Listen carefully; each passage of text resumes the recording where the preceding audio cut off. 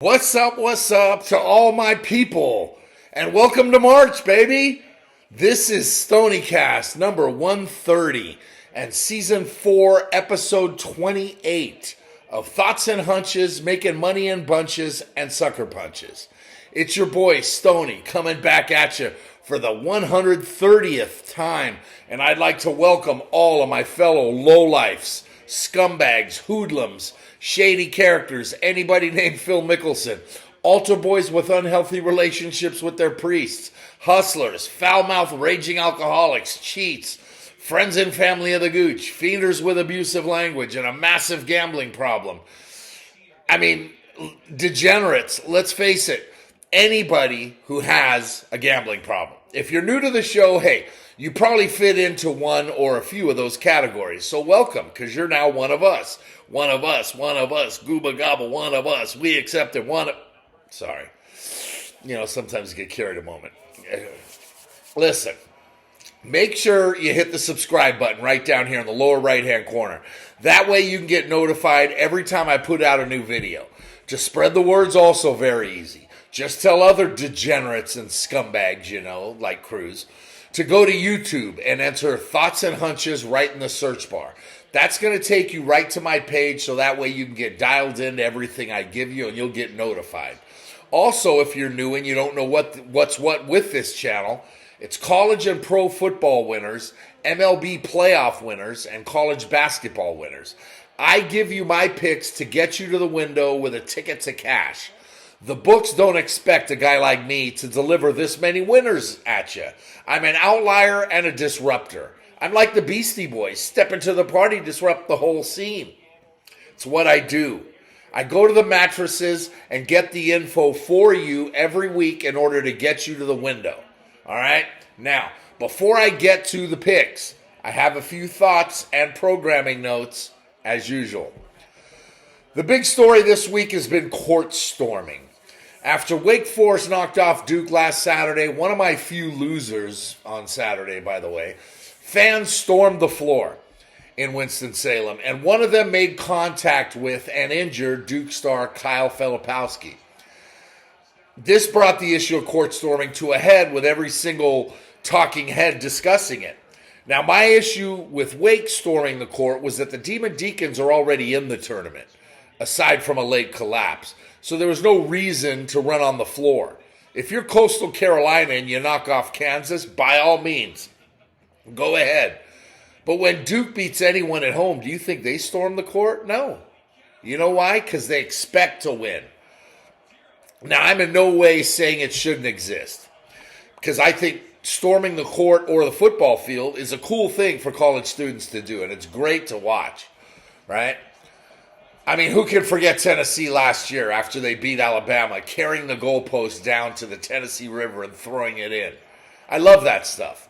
But last month, Caitlin Clark got contacted, and now Kyle Filipowski gets contacted. Something needs to be done. And I don't really have an answer for it, because I don't know if there really is an answer.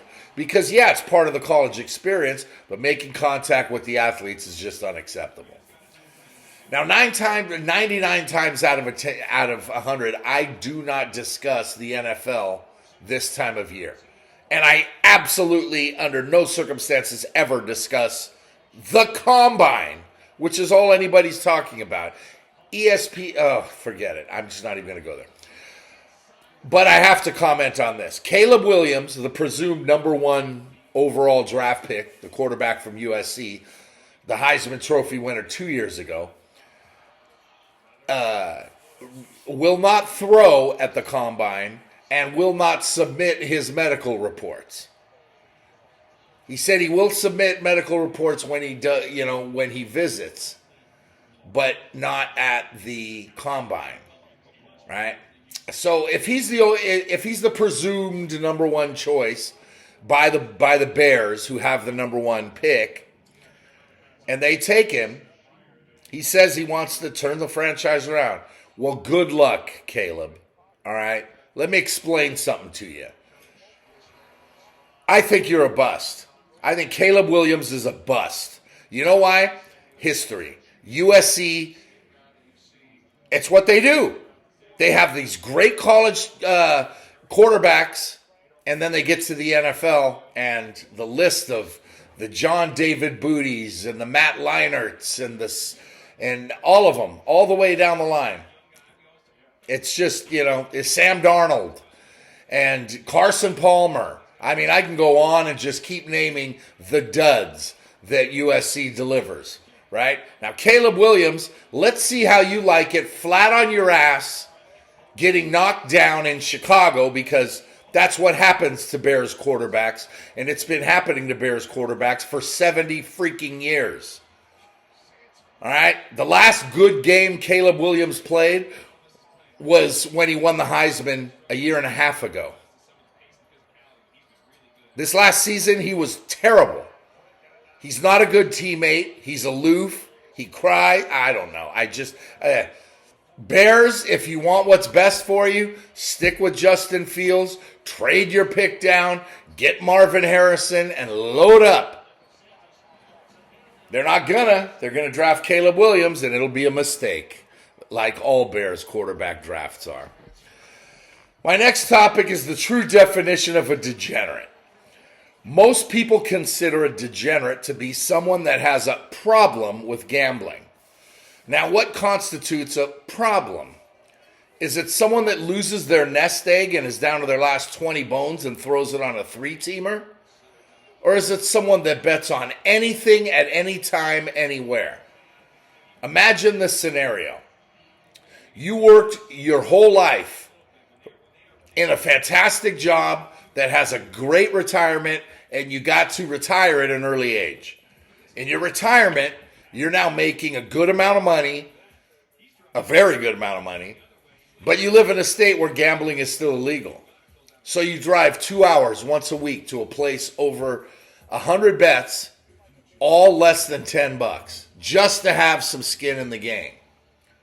Now, wise man named Michael Chirito once said, to me, the action is the juice. And I get that. But when you've got an account on Bovada now, and you find yourself waking up at 4 a.m.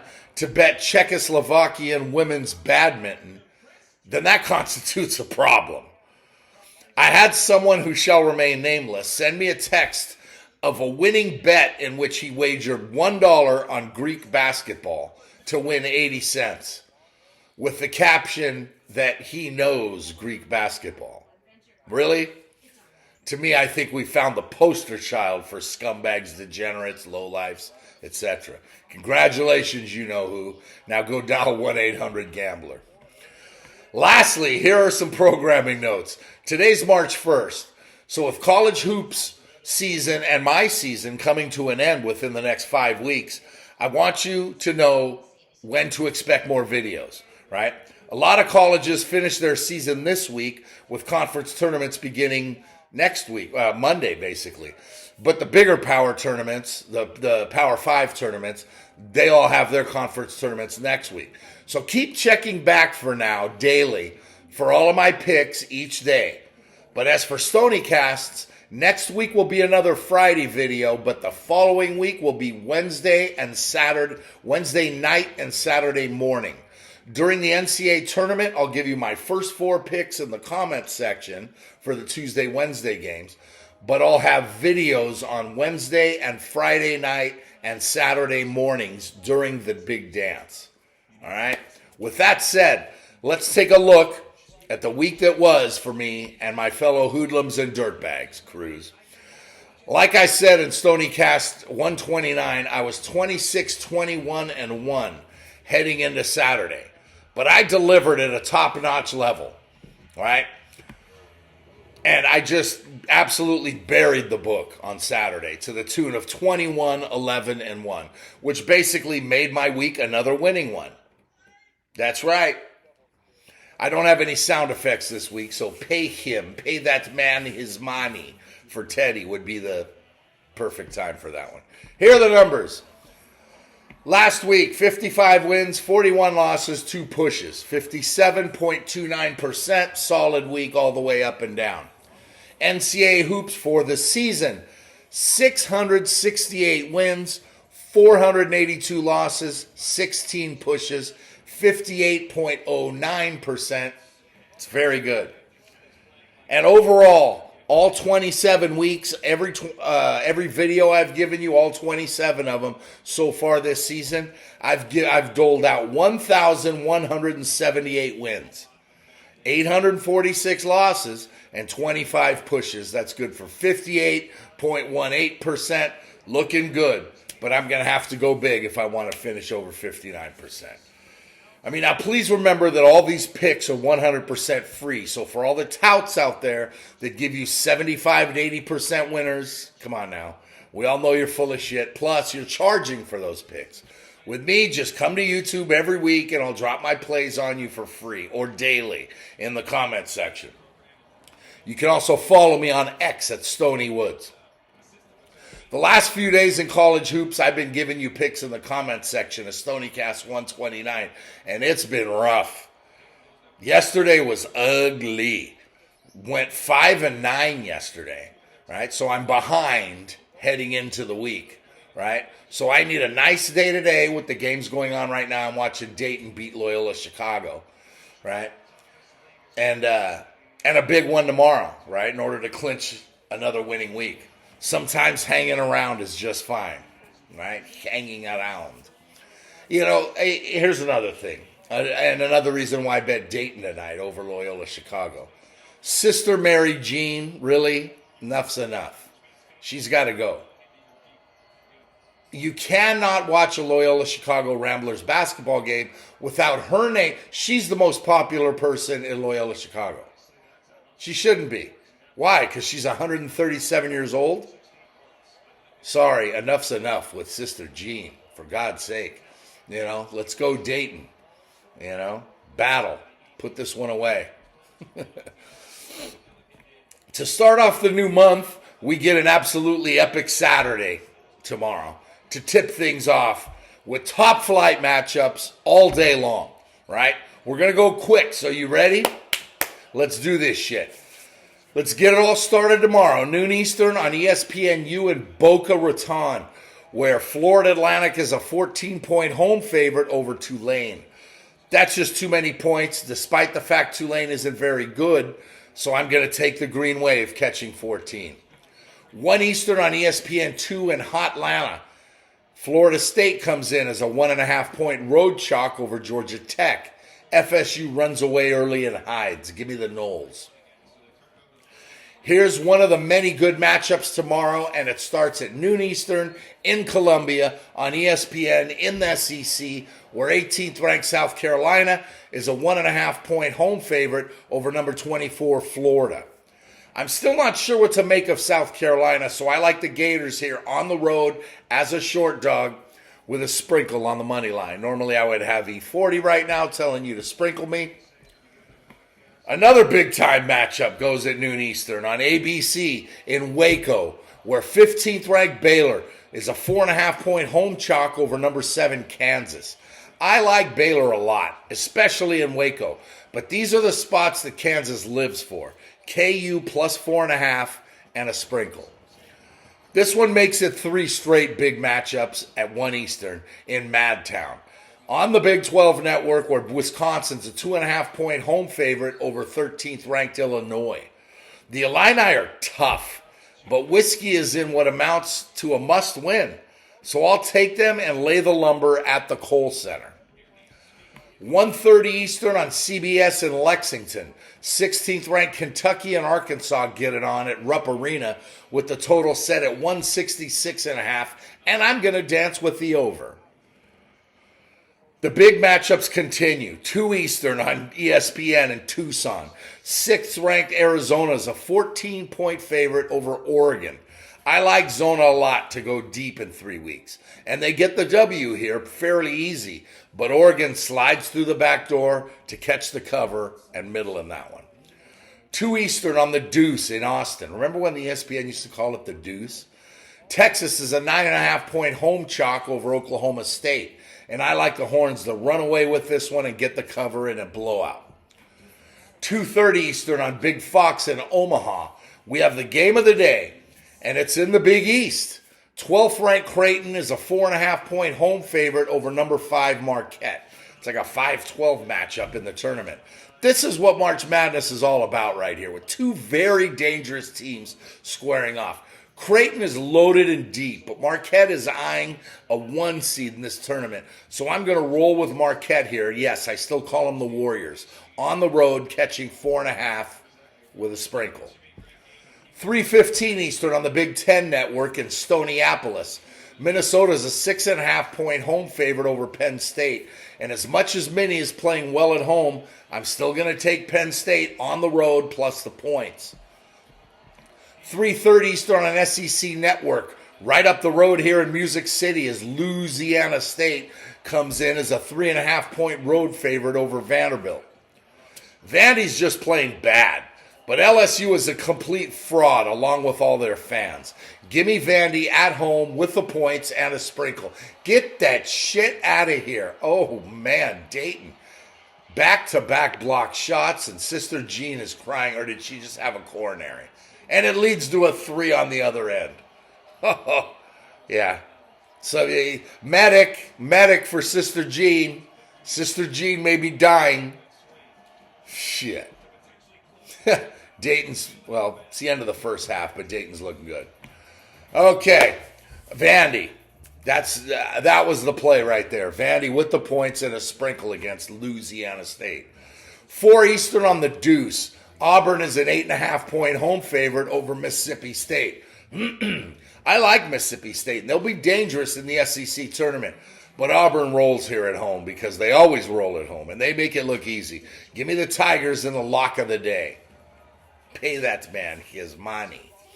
4 Eastern in Orlando, 8th-ranked Iowa State is a 3.5-point road favorite at Central Florida.